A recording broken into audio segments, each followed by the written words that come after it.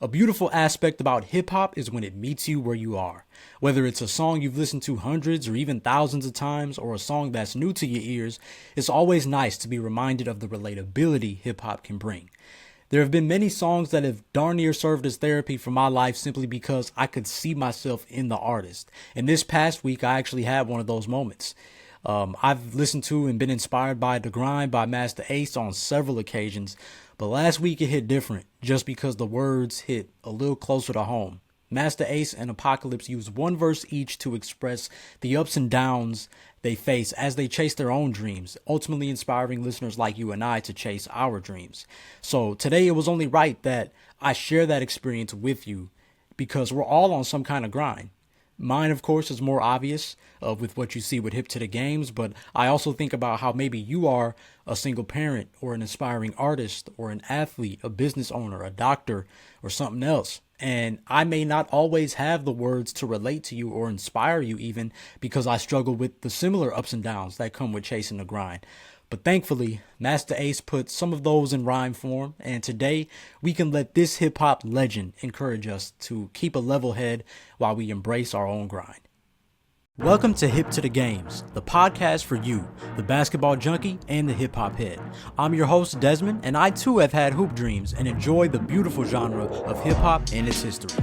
Together, we will enjoy some of the greatest albums, songs, artists, players, moments, teams, and so much more, while even mixing the two on occasion, all in my hope that you remember why you love both or either of these to begin with. You'll soon understand that Hip to the Games is more than just a podcast. It's a lifestyle.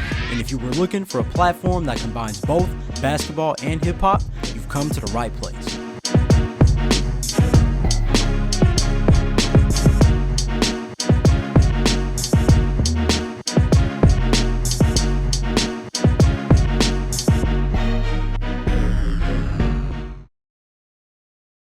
Welcome to this episode of Hip to the Games. All right, shout out to you if you are a loyal listener and are hip to the games, okay? You see me rocking the shirt today. I'm feeling myself. If I'm being honest, always good to represent, and you can do the same, all right? But whether you're listening on your favorite platform or watching on YouTube right now, I sincerely thank you for your support, however you show it. And if you happen to be a new member of the H2DG family today, welcome. I am happy to have you on board. I'm happy to have you here. If throughout this episode you like what you're hearing, be sure to hit that subscribe or follow button on whatever platform you're listening to or watching on now to stay tapped in with all things hip to the games. And before we get into today's episode, you already know the drill. All right, I got to get my pregame shout outs out the way. The first one always goes to the creative director, Jesus Christ, for another Hip to the Games episode, as it's always a blessing to get in front of this microphone and do what he's put in my heart to do.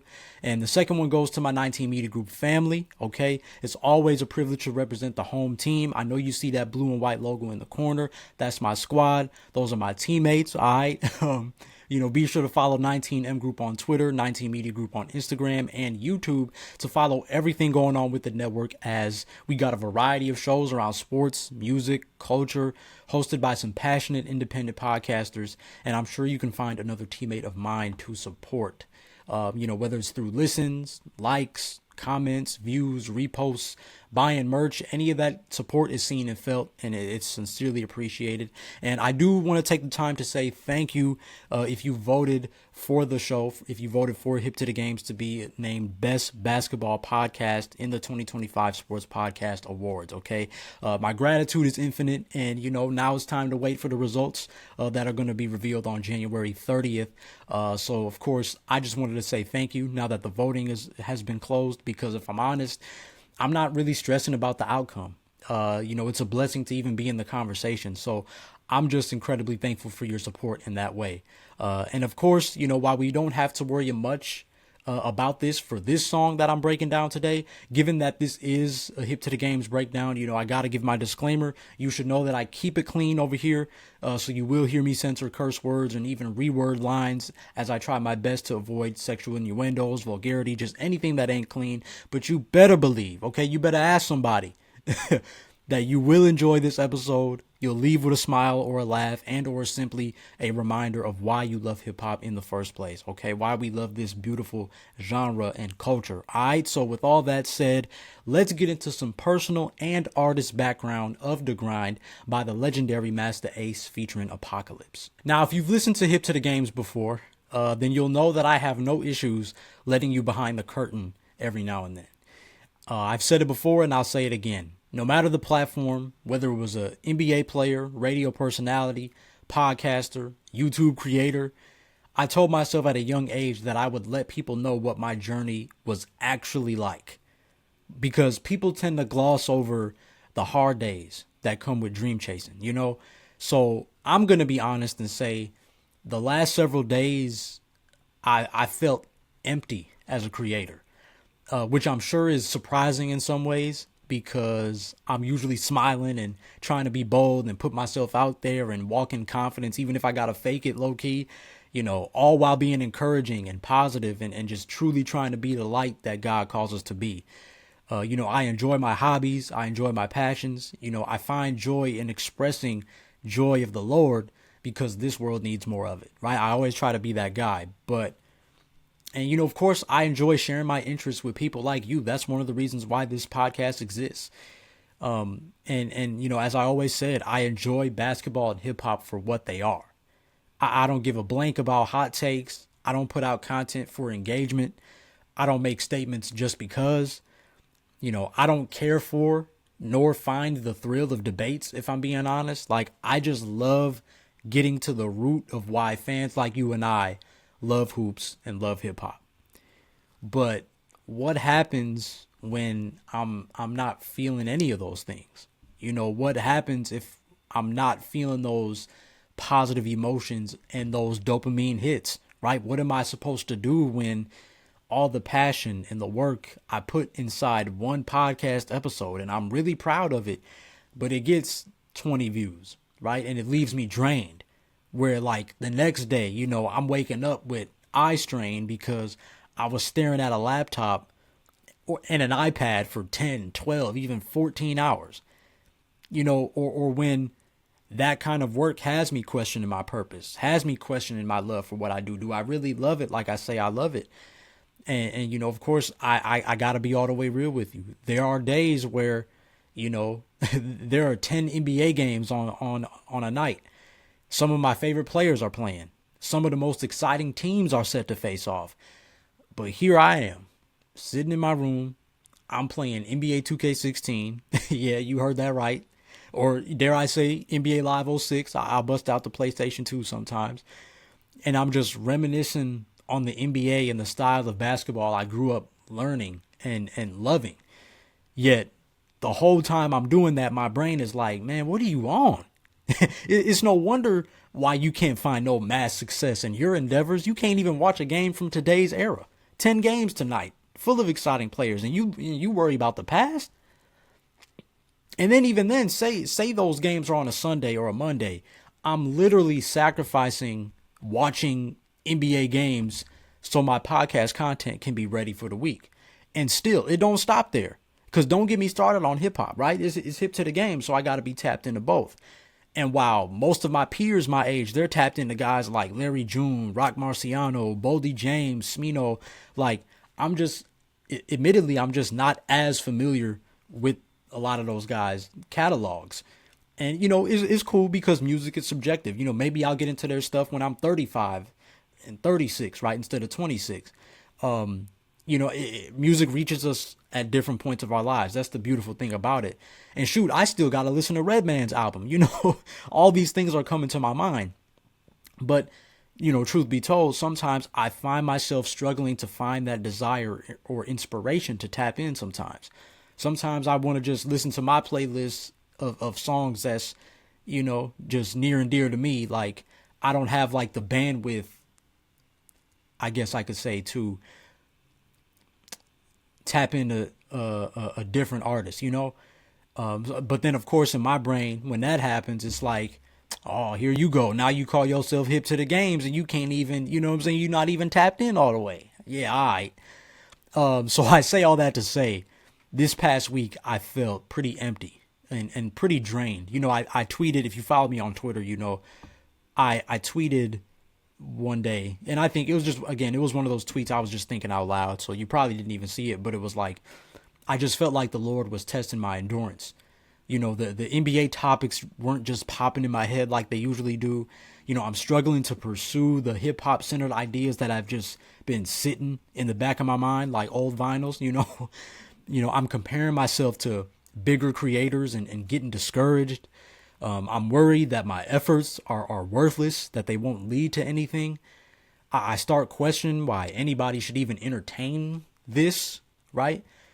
I'm getting disappointed that I've recorded 100+ episodes of this thing, put so much thought and effort and oftentimes research into them, and people might not even listen to those, and I start to feel an anxious pressure to make it, quote unquote, because I feel like I got all the tools to find success, yet from what I can see, at least, it doesn't look like I'm close.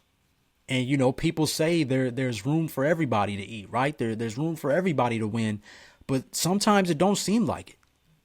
Sometimes it don't seem like it. Some of my closest homies are progressing in their careers, progressing in their lives in general. And yet here I am chasing a dream or a passion that I don't even know what the true end goal is. I don't even think there's an end goal, quote unquote. I've always just tried to, I do this for the love of it, and you mean to tell me it might take 6 or even 10 more years of these up and down days, all of these emotions that I'm describing, before I see sustainable success? Again, I'm being 100 with you.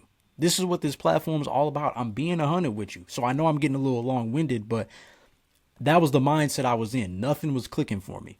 And so I took it as a sign to embrace it and just let these feelings play out.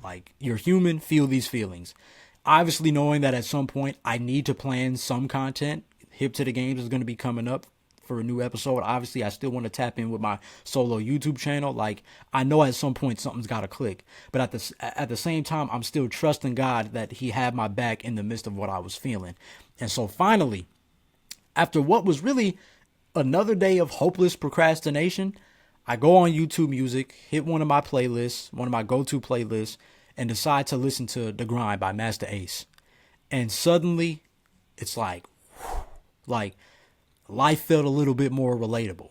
The way I'm meditating on that instrumental and being touched by the relatability of them lyrics and just thinking of my life, it's darn near making my eyes sweat. You know what I'm saying?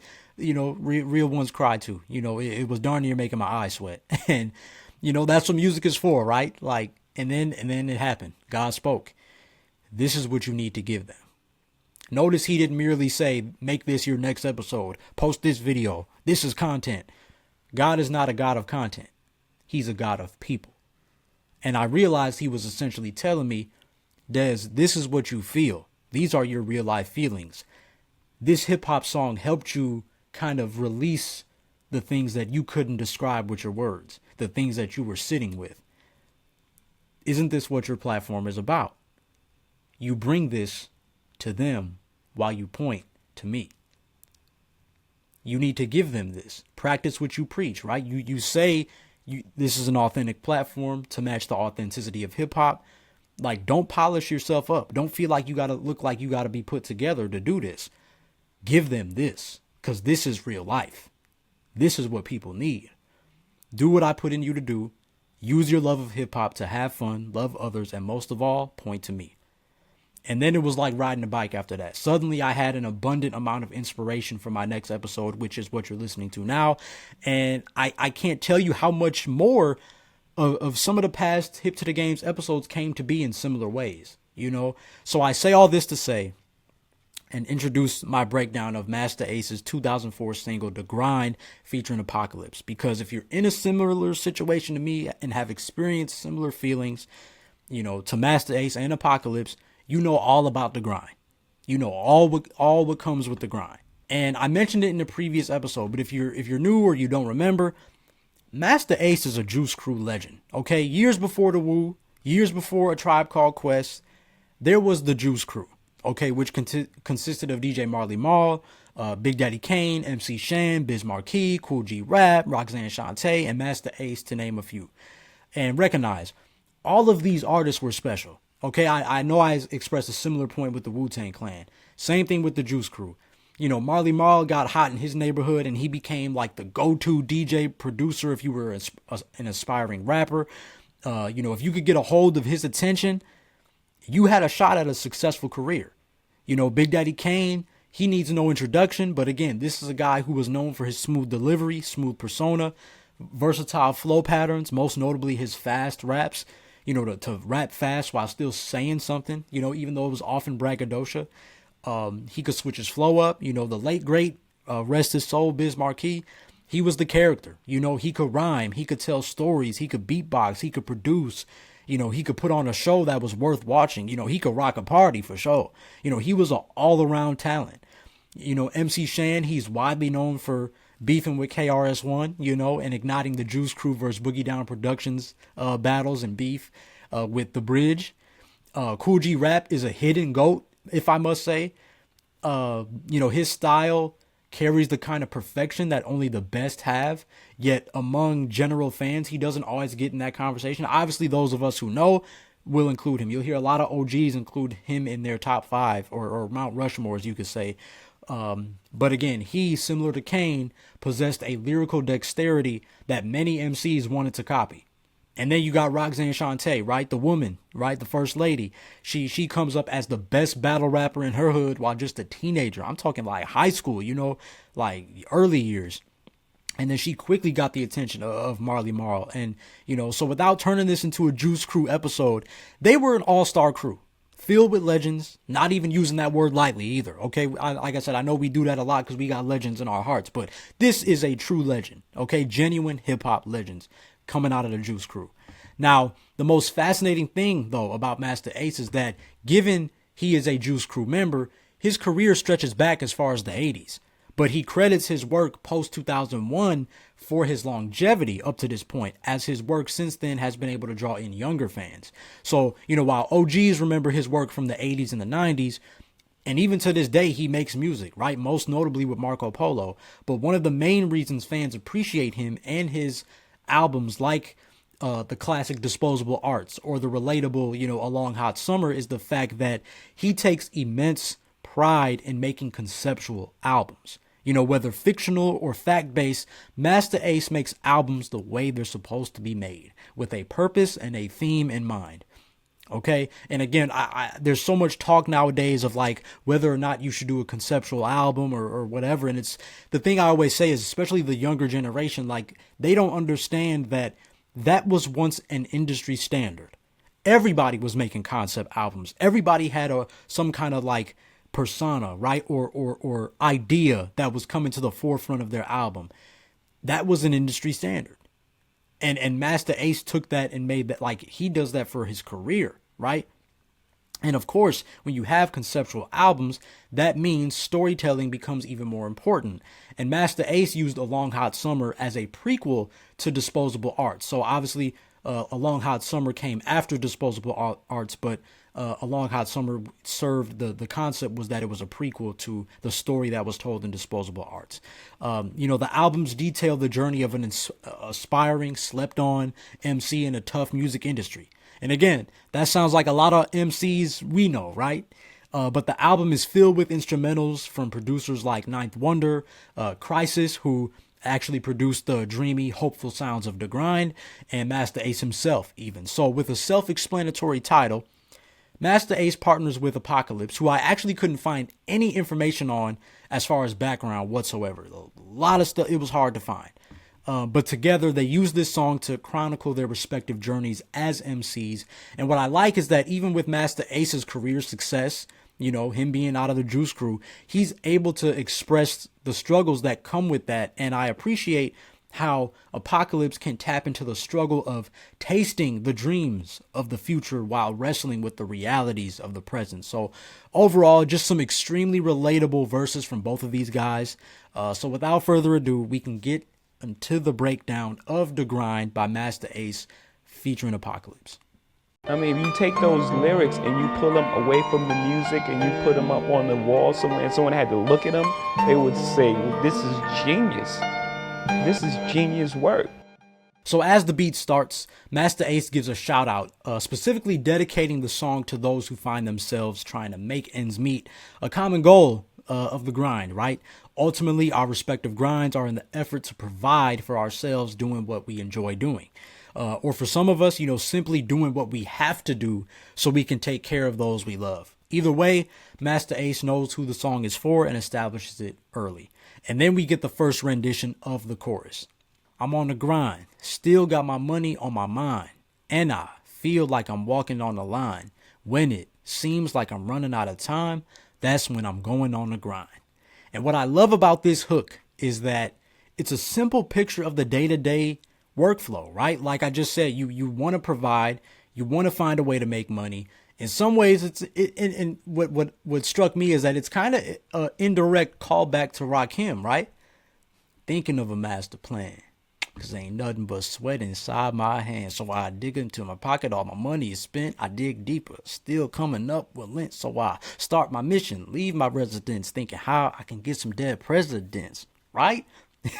Masta Ace is trying to detail his mission as an aspiring MC. And I believe he uses the idiom of feeling like he's walking on the line to describe the pressure of his journey. Because in particular, when you're pursuing your passion, every day you fight that line between your dreams and reality. You dream too much and, you realize at some point you got to get to action. You get too realistic and you might experience regret that you didn't maintain that childlike joy or innocence to chase what you desire deep down. So for Masta Ace, he makes the wise choice of following his heart and continuing that grind and being willing to fight that line, because we can presume that he would much rather use his God-gifted time to chase the grind, work toward his dream, than live with regret. And this idea really flows smoothly into his verse. Hey, yo, I'm trying to make my dollars double. I done found a place to fit in for brothers trying to get into this power struggle. I work hard on the job like immigrants and always trying to get my first half in advance.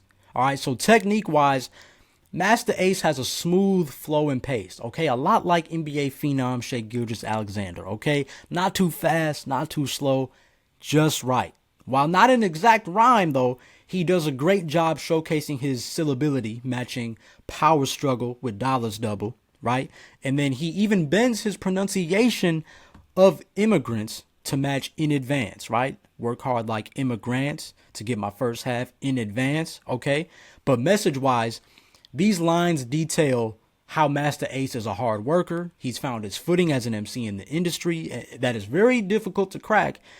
And he stays on top of his responsibilities. He respects his current circumstances as he yearns for greater success. He's a good steward of where he's at so he can be a greater steward of what's to come, right? That's kind of his mindset here, I feel like.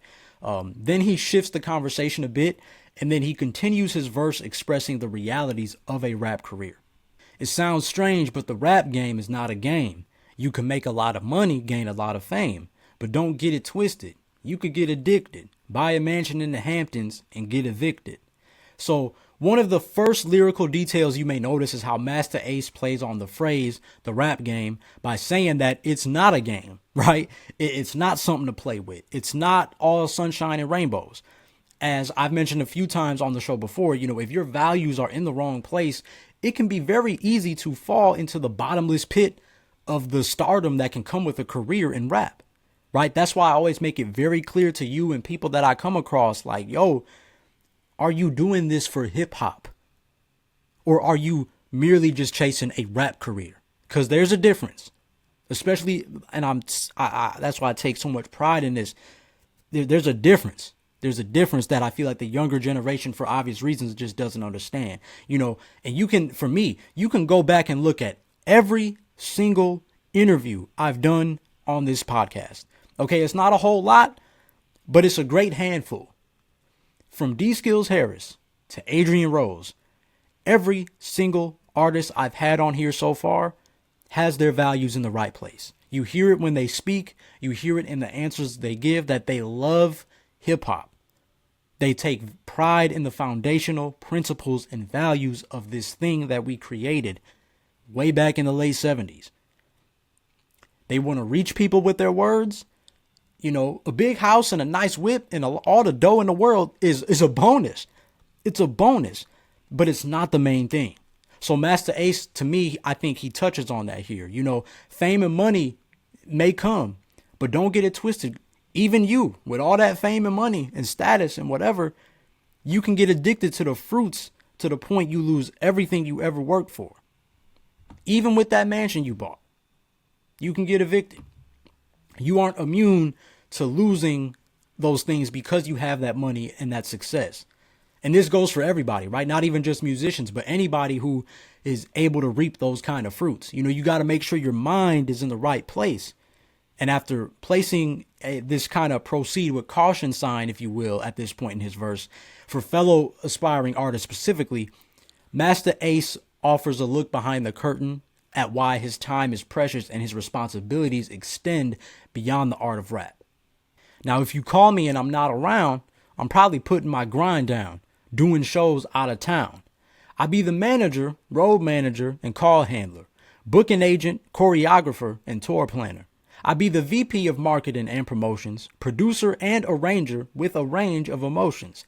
And after it all, I still gotta perform at 3 o'clock in the morning when half the fans are gone. But it's fine. I love this part. Okay, so a few lyrical notes to take. Okay, if you're that kind of listener. Number one, notice how Masta Ace says he's the VP of marketing and promotions, producer and arranger with a range of emotions. Okay, that is an awesome display of his lyrical dexterity. To say he's an arranger of music with a range, right? Which is the word arrange separated. Producer and arranger with a range of emotions, right? Obviously, a range meaning that he has a variety of or a spectrum of emotions that he's dealing with, right?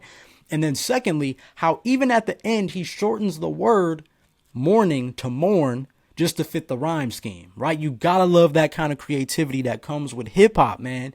You know, there may be standards, but there are no rules to this art, man. Lyrical excellence from Masta Ace, bro. Lyrical excellence. Now, as far as the message, though, like I said, this is my favorite part because we can presume that he is addressing those that either appreciate or use his time. And unfortunately, when you're in his position, those people can often be close friends and family, right? The same people that once rooted for your success and rooted for your come up, say you've gone Hollywood or you changed, not realizing the new responsibilities that you've attained, you know. And I love that Masta Ace, he took the time to detail all of those responsibilities. As he essentially says, now that I'm an independent artist, I wear all the hats. I am the manager. I am the road manager on tours. I am also in charge of the phone calls and inquiries, right? I have to book my shows and appearances. You know, I got a I have to provide the choreography for my performances and dictate how my tours are going to go. Because I am the president, I'm also the vice president of marketing and promotions. So I have to market myself and promote my album and shows and get people to support while taking advantage of how the methods behind doing so will evolve with time. Oh yeah, and of course, I can produce my own beats. I can bring the best out of myself in the recording process and even arrange my vocals for each song. And how could I forget? On top of all that, I'm still a human being who goes through everyday experiences, still trying to get better as a man and an artist, and even then I still gotta show up to a different city, maybe even go overseas, a different country, to perform at 3 a.m, even if it means it's not a full crowd, and still give them my best and make their time and money spent worthwhile. So before you get upset that I'm not around all the time, this is why. This is my grind. And I'm sure it's similar, right? For doctors, for single mothers, for athletes, a lot of careers. This part always hits home for me because it's the exact same way as an independent podcaster. Every day is an opportunity for me to somehow build my fan base, you know, build this family, right? Which I only have so much control over. You know, I can't force feed people to listen and support, right? And on top of that, I'm the host. I spend hours on my laptop outlining the episodes. I'm the graphic designer, which again, I'm not even the greatest graphic designer. I just trust the ideas that God's given me, right? I'm the social media manager. If they don't reach out to me first, I'm the one who slides in potential guests DMs. I come up with the interview questions. How can I ask the question that is going to be captivating and thought provoking and maybe even critical thinking, right? I'm the one who edits the audio, edits the video. I make the thumbnails. I Photoshop the pictures that you see. I cut and create the social media clips and add the captions. Riverside, CapCut, and Adobe. Shout out to them. This, again, I ain't even getting paid to do this, but shout out to those. These companies have my credit card information. You feel me? And the wild thing is, I like that control. Like, I'm at a point where I don't even want to outsource this stuff because, I don't even want a production team. Like a lot of these celebrities who have these pre-established fan bases and they can afford to have production teams and everybody run their stuff. I don't even want that anymore, really. That would be nice as it would lighten my load. But like, because it's been me, Jesus, and this laptop for so long, I don't want to not have a hand on Hip to the Games. So just like Masta Ace, even as we wear all the hats, like I said, you may be in a similar situation. It's fine. Like he said at the end, but it's fine. It's cool. Like I wouldn't have it any other way. This is a part of my grind. It has its ups and downs, but that's a part of my grind. And still, Masta Ace acknowledges how lonely this grind can get in the next set of lines. Been on the grind since like 88 or 89. The game is foul like a plate of swine. Now, is there anybody kind like me? Is anybody out there on the grind like me? After reflecting on the longevity of his journey and comparing the ills of this rap game to swine, right, particularly pigs, generally known as unclean animals, Masta Ace seems to show more vulnerability, and he's crying out, like wondering, can anybody relate to me? Can anybody relate to me and where I'm at? And again, I found myself here many times. I'm sure you have as well. Just last week I was here, like I said, especially when you're scrolling social media and you're seeing people succeed in what you desire also. That can be really hard to deal with. Like, where's the grind? We get caught up seeing the highlights, we miss the grind, Oh man, look at this young, black, short, skinny dude. He just turned 27 and he got a collab with ESPN. Well, I'm young, I'm black, I'm short, I'm skinny. I see myself in this dude. I'll be 27 this year, you know what I'm saying? But nobody really knows who I am. That's kind of bothering me a little bit. It makes me question, am I on the right path? I'm sure for other people, like, yo, look at this happy 30-year-old couple who just announced they're having twins. And it's like, dang, well, I'm 30 and I'm feeling forever lonely. Where's my queen? Or, for the ladies, where's my king? Right? Like, we see all these people's celebrations and not their grind. And so it takes a hit to our feelings and it makes you feel like an outcast. It makes you feel like you're forgotten. Something must be wrong with me because I haven't made it yet. Again, is there anybody out here like me who feels the same way I do? But take it from me, man. Comparison is the thief of joy. It is truly the thief of joy. The Bible was not lying. I still struggle with it. Obviously, it's, and the thing is too, like, there's space for both, right? It's very possible to be happy for people's success and want your win as well, but comparison will literally rob you of your joy. And I won't even try to put a band-aid on it like I usually do. Again, in my effort to be positive, sometimes I feel like I'm guilty of that. So, but I won't even try to do that this time. Like, it's hard. It's hard to not fall into that. It's kind of why, like, I try to tell these kids who look up to Kai Cenat, for example, like, understand that this young brother has been at this since he was in middle school.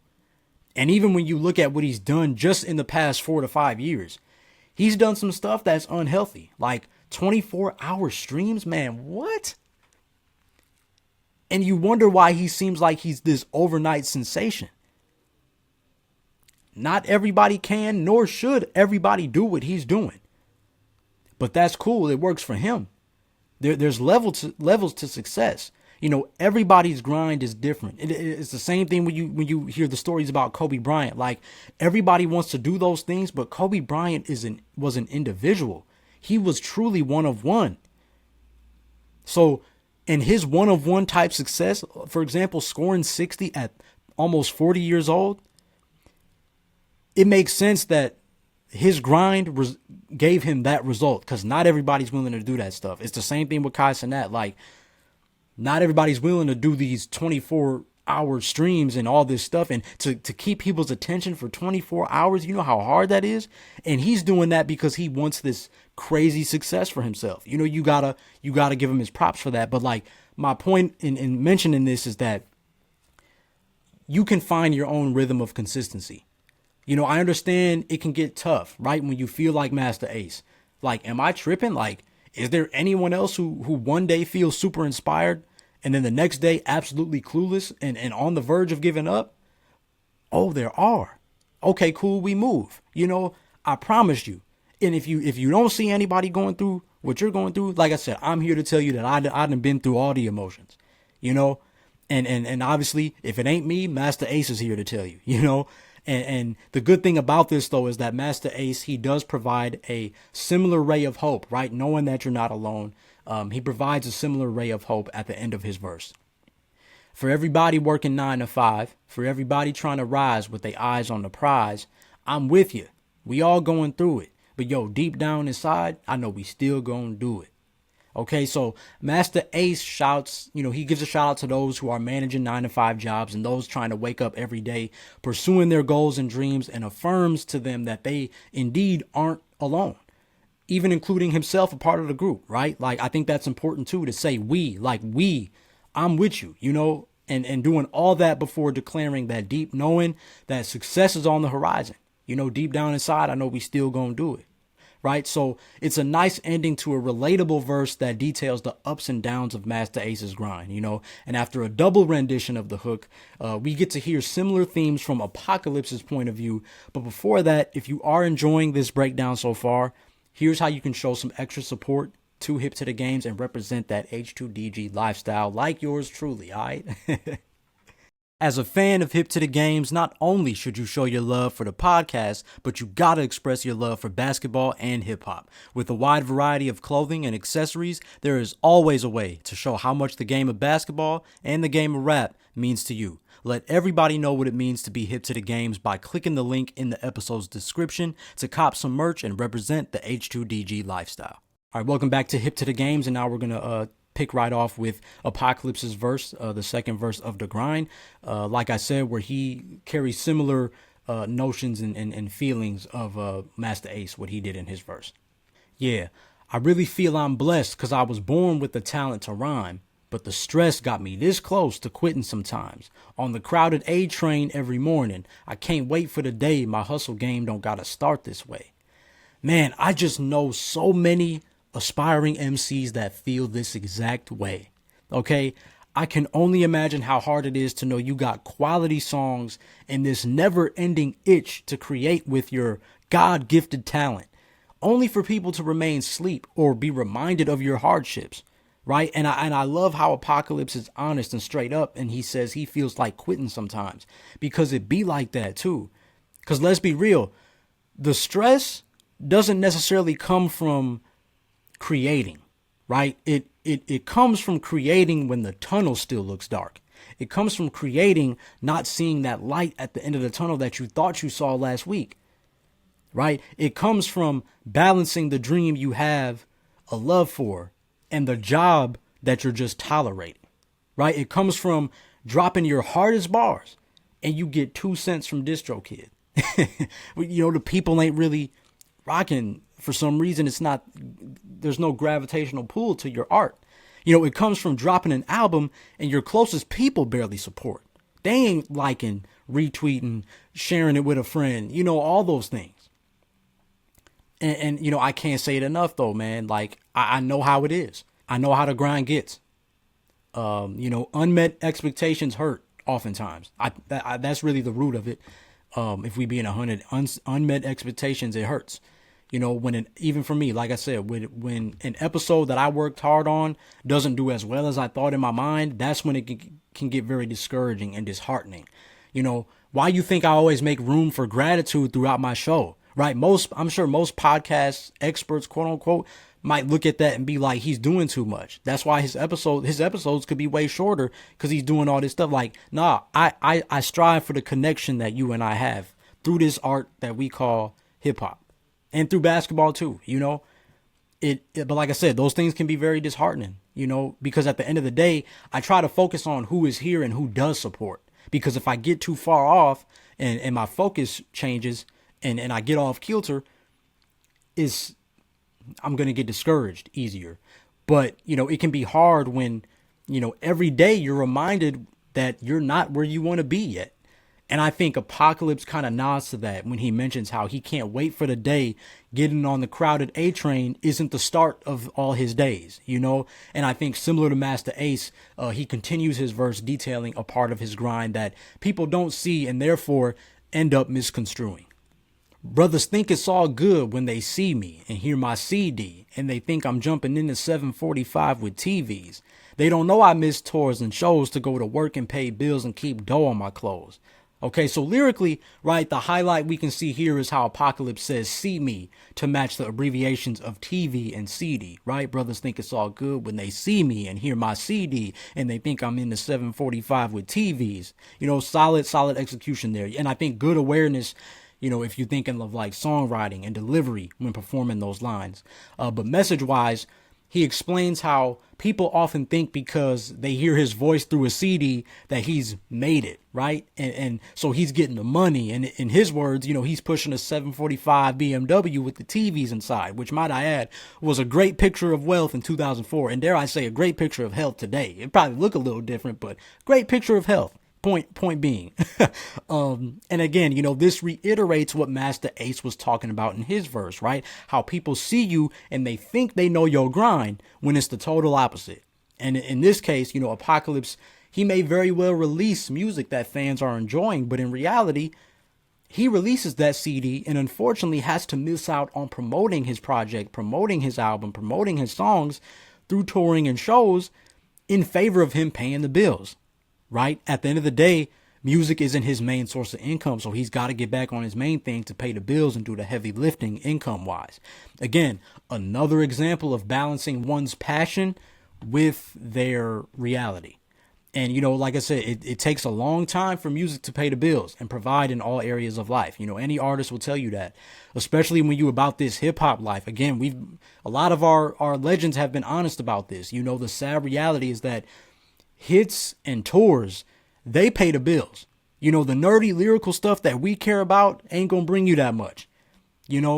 Unless you can find a way to do both at the same time. For example, like a Eminem Lose Yourself, you got to sprinkle in some hits in there if you want that big money, So most hip hop artists on the come up supplement their careers with 9-to-5 jobs.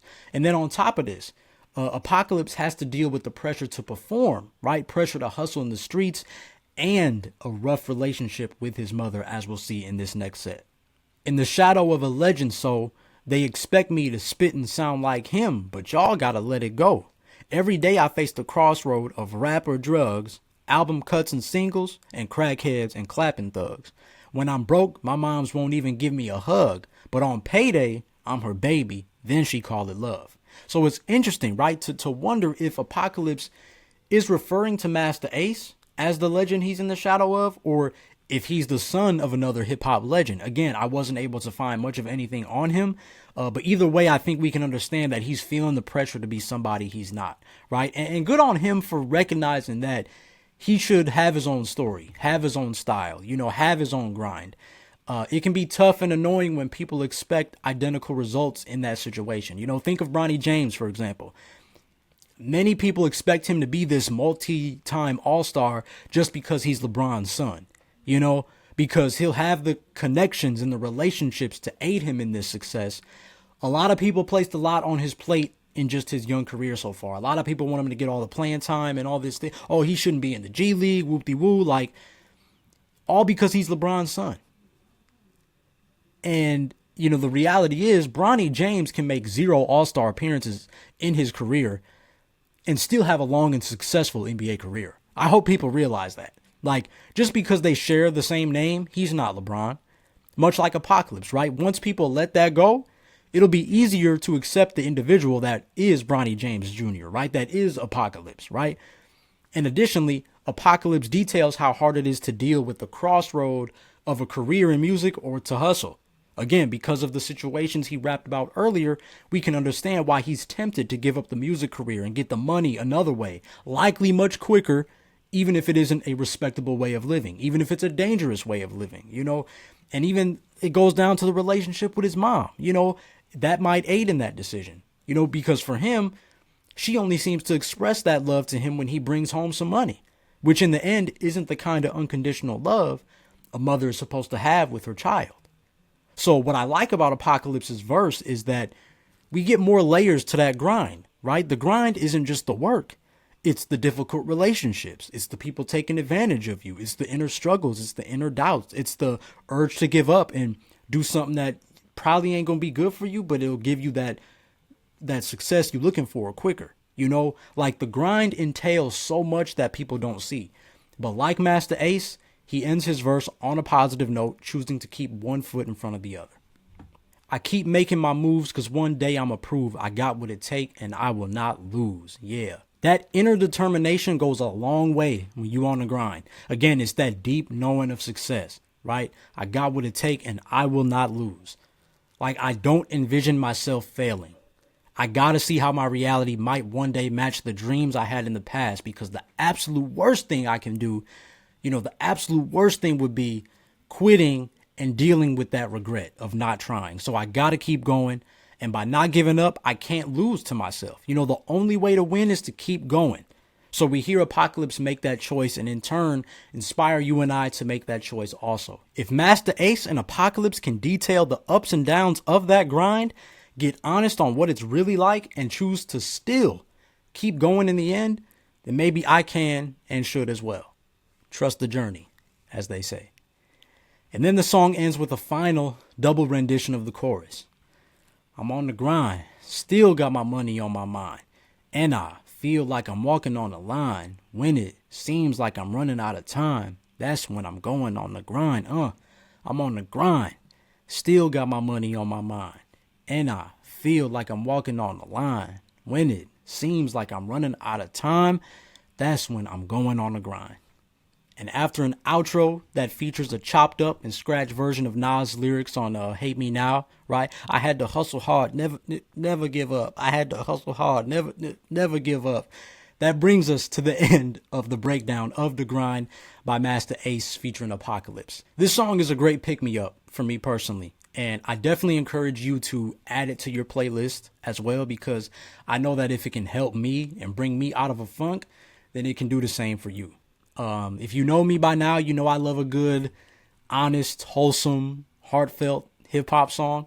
Give me the nerdy stuff, but give me something to take with me too. And this song certainly does that. It's hopeful, I would say too. If I had to pick one word to describe The Grind, I would say it's hopeful.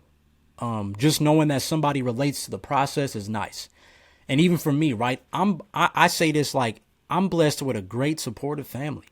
I always have my mom and my brother and my sister and my grandparents and my auntie and cousins that told me good job or keep going. Even if it wasn't every day, it was always nice to have these people who really looked at me and said like, good job, Des, keep going, bro. And I try to do the same for them. But like, I share that to say like the reality of even with that kind of support, I still struggle with some of those feelings that we've talked about this whole breakdown. So I can only imagine how hard it can be when you don't have that.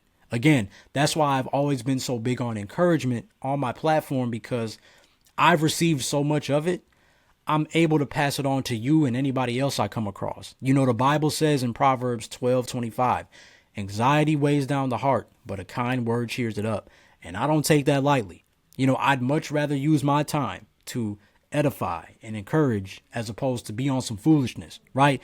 And then like you probably wouldn't know it, but some of my most earnest raps and in-depth podcast episodes have come when I actually haven't been in the Bible, right? Haven't been in my word, or I'm struggling to stay positive, but somehow again God downloads like the perfect material in my head, or again, like this, he just leads me to listen to this song, a song that I've listened to many times, but it just hit differently, and it's like boom, now it burst this kind of episode. So like I said, I was feeling pretty dull and empty last week, but like I said, the dopest thing about that is that God moves in those circumstances, and he doesn't keep record of wrong, unlike us as humans. So I figured it would be great to let you in on this part of my grind and be real with you while putting you on to some, good hip hop in the process. Because again, I won't lie to you. I'm rooting for your grind as much as I'm rooting for my own. We don't know what our efforts will lead to, but we can keep encouraging one another and placing down the bricks one by one until we build our respective houses. I can't guarantee that tomorrow will be the day that you win. I wish I could. I can't even say that it'll happen even in 5 years, but I'm praying and I'm hoping that our dreams come true in a way that we can contribute to society and God's kingdom in a positive manner, and that our grinds pay off. And even then, when we do make it, there will be a whole nother level of a grind. So I just pray that we continue to keep going, to take care of our mentals and trust God even when it's hard. The grind is more universal than we are led to believe. Don't let comparison steal your joy. So, I hope this breakdown certainly inspired you and helped you in your own grind. I hope it reminded you that you aren't alone. If you're watching on YouTube, too, comment what you're grinding towards so I can cheer for you along the way. You always got a fan here, for Hip to the Game. So as always, I hope you give this song a listen, whether it's for the first time or the 1,000,000th time. And, I appreciate you taking the time out to hear just my thoughts, of all people, on some of hip hop's finest work. I encourage you to share any thoughts with me, okay, on the socials, in the comments, whatever you feel like doing. I'm always around for further discussion. I always keep that door open, so you can hit me up on Twitter or Instagram at Desmond Powell _ or at Hip to the Games, either or. I'll be happy to see those thoughts if you want to talk some more. Like I said, that door is always open. Here's to another reflection of the God-gifted brilliance of hip-hop's past, okay?